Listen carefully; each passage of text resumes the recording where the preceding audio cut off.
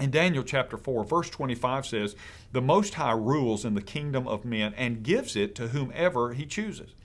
You know, as a Bible believer, there are three words that should not be in your vocabulary: luck, coincidence, and fate. Instead, we should replace them with the word providence, which means to see in advance and to provide for.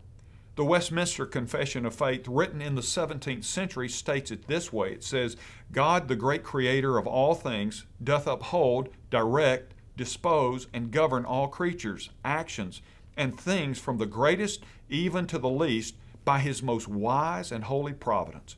That means God is in charge, not us. But what about our human will? Can we act independently? Well, theologian Dr. R.C. Sproul wrote years ago, "God's sovereign providence stands over and above our actions. He works out his will through the actions of human wills without violating the freedom of those human wills." Look at Joseph. His brothers tried to destroy him, but instead their efforts put him on the throne of Egypt and fulfilled God's will for him.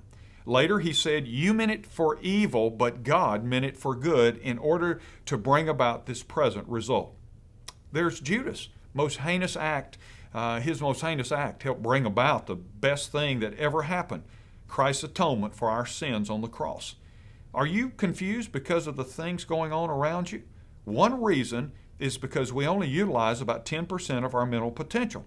Plus, Paul points out that now we only know in part.